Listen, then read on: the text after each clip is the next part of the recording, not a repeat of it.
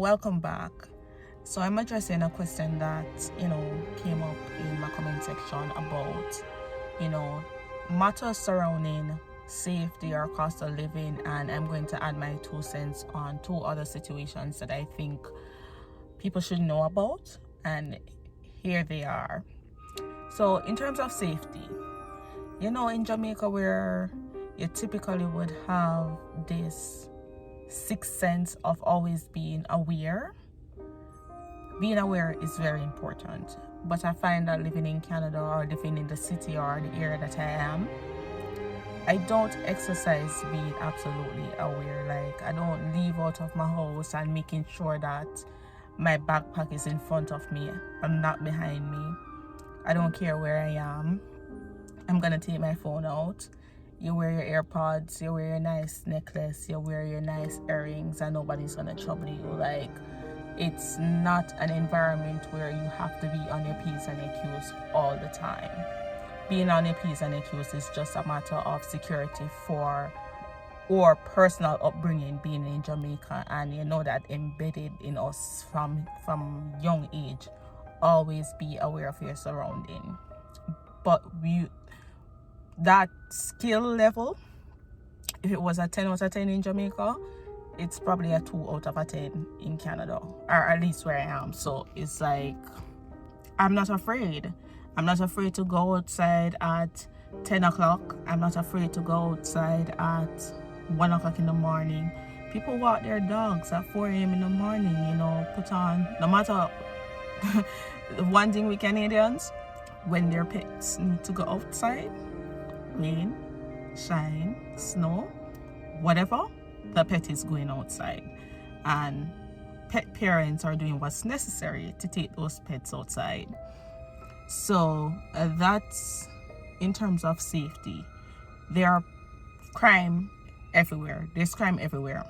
I can't sit here and pretend like there's no crime in London, Ontario. Like, I would be lying. But I find that most of the crimes are related to specific incidents. So, a drug deal gone bad. I don't know if I can say that word on YouTube, but yeah, that kind of deal gone bad. Or, domestic affairs. Or last year there was an incident, a hate crime on a particular religion. I'm not going to talk about that. If you want to know about it, you can Google it. But that's not something I want to get into, because it was just a really bad situation, and I'm going to skip the detail on that matter.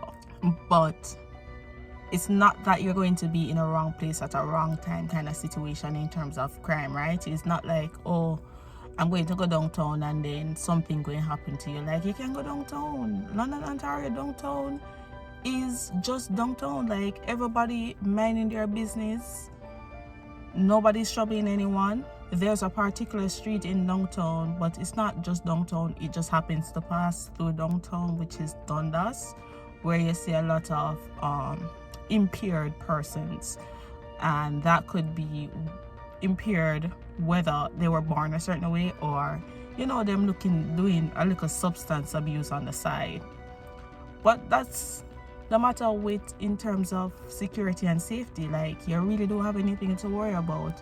On occasion you will hear somebody breaking into somebody's car, and that's probably overnight in a massive parking lot. Like, if you live in an apartment, somebody's going to probably break into your car. Or like, if you live on Dundas, it's likely someone is going to break into your house. But I can't think about anywhere else in the city. That is concerning that I want to talk about or pinpoint. And that's it. Another thing I want to talk about is, the cost of living. As you can tell with inflation, cost of living for everywhere and everyone is a big thing. And what you used to purchase in 2020, 2019, 2018, you won't get the same thing today for the same amount of money. Your $50 is going to buy far less than it did. But cost of living, how I look at it, is like, in comparison to Jamaica, $50 is 50 Canadian dollars. $50 is probably let's just say 7,000 Jamaican dollars. What you can get for $50 in Canadian or a Canadian supermarket or store is not the same thing you can get at Jamaica for $7,500. You will get more in Canada, but it's also still a little bit, if you get what I mean. You get what I mean. Like, I don't have to explain that anymore. The rent prices go up. If you live in an apartment, your rent is going up by probably $50 each year. Your bus fare as an international student is included in your tuition fee. So for the 2 years that you're in school, you're literally riding on the city bus forever, and you don't pay any out-of-pocket expense as long as you're an active student or registered student and the semester is ongoing. Then your card or bus card will work and you pay tuition. Your bus card will work. To bus fare, I think it's like $3, and then you have the ticket for 2 full hours and you can transfer between different buses. Activities, like fun activities, they're relatively cheap. If you want to go bowling, it's like $30. I'm probably going to do a video of us being at the bowling alley. If you want to go to the movies, to me the movies is really expensive, but I tend to have when I use my credit card, I get points, and then if you have enough points, you can use it to watch movies and get meals and stuff like that. So that's what I use with my points. Yeah, the cost of living, you will be able to survive. You can survive. You can survive on minimum wages. You can survive on minimum wages, part-time, 20 hours a week. You can do it. It's just a matter of how you are as an individual. If you prefer to go out and buy a Gucci belt or a Gucci bag or a Gucci hat, Prada this, Prada that, then your standard of living is far above this minimum wage thing. But if you're a minimalist, if you know how to be humbled and how to really sacrifice the first 2 years of your presence in Canada as an international student, you won't have anything to worry about if you have a part-time job and if you're getting at least 20 hours per week. Another thing I want to talk about is mental I don't want to say mental illness, mental imbalance. I don't know how to politically put it in a way that it's not offensive to anyone. Needless to say, I find that maybe 1 or 2, every 2 in 5 Canadians have a problem. And a problem may be known and it may not be known to you as an individual on the outside looking in. But for the most part, it tends to be very common around here.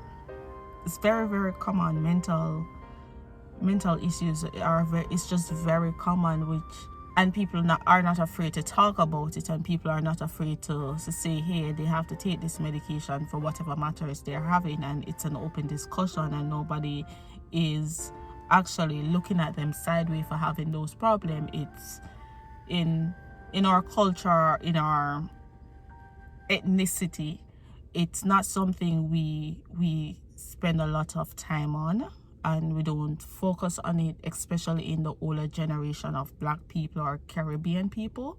They don't tend to place emphasis on, a person having somewhat of a mental imbalance, if you want to call it that. But here it's recognized, it is acknowledged. You can have a mental health day. You probably don't get paid for it. I don't know, I never had one, even though there are probably days that I really should have had quite a few at this point, but they take it pretty serious here. And I appreciate that, because sometimes I'm in my zone and in my mood, and I just want to talk openly and candidly about how I'm feeling about a situation, and nobody's going to look at you sideways for it. It's just an open discussion. Last but not least, it's the taxes. You gotta pay taxes. And the more money you earn, obviously you pay more taxes. It's like you're almost being penalized for having a good job, or for being in a certain pay bracket. Oh, and another topic I have to talk about, but the taxes is like, bro, the amount of money I pay in taxes, I want to cry. And for some part of me is like, the government will send me a notice that I owe them money in taxes, and then I'm looking back at my paperwork to see how much money I've already paid in the year. How comes I owe you more money, right? It's not even the fact that I owe them money, it's like how much I owe them. It's like I don't understand. Like, I don't understand. And it probably is something that I should really dig into and really try to figure out. But you gotta pay taxes. And you can buy every time you look for your paycheck and pay taxes. And then when you file your taxes the next financial year, you're gonna realize like, crap, I pay all of this and still have to pay more. But yeah, that's one of the things that breaks my poor little heart, you know, especially this tax period, is the fact that I had to pay money and how much I had to pay on top of what I already paid. And this is the final thing that I'm going to talk about, is healthcare in Canada. I went to the gym and I hurt myself, and I've been avoiding. I've never been to the doctor here in the past 4 years and 3 months I've lived in Canada. I've never been to a doctor, because it's not like in Jamaica where you can just walk into any medical center and just say you want to see a doctor. It's like, if it's a family doctor, you have to be registered to that doctor for you to see them. You cannot go to a doctor that you're not really registered to. And once you're registered to a doctor, it's almost as if you can't get out of it. Like, I know people who move from one city to the next, and whenever they have to go to the doctor, they have to drive 4 hours out to go to their doctor, because they can't get one in the city that they're in, because they're already registered to someone else. I think that's a bit weird. I mean, weird in terms of what we're used to in Jamaica. Like, anywhere that has a doctor office, you can literally go and see a doctor. And when I hurt myself at the gym yesterday, I went to a walk-in clinic. When I went into the walk-in clinic, there's literally one guy, and I think it would have been his son. Like, a little boy was with him, and nobody else. So I went up to the receptionist and I said to her, hey, I want to see a doctor. The lady asked me if I have an appointment. The lady asked me if I had an appointment for the walk-in clinic. Now, on one hand, you're going to tell me I pay this amount of taxes because you have the best health care, you have the best of this, and it's all free, and yada yada yada yada yada yada, you know, kumbaya. But when I go to a walk-in clinic, I'm being turned away because I don't have an appointment for a walk-in clinic that is empty. Blows my mind. Like, it's one of those things that, like, no matter what city you're in Canada, somebody's always talking about how, you know, what the health care is like. I already paid for that service here. I've been paying for this service for 4 years. I know you're going to tell me that I have to wait 24 hours before I can see a doctor so I can book an appointment for tomorrow for an illness that I have today. Like, I don't understand. What if it's something that is dire? Like, well, perhaps you're going to say go to the hospital. Then it's up to the hospital discretion to see whether something is an emergency or not.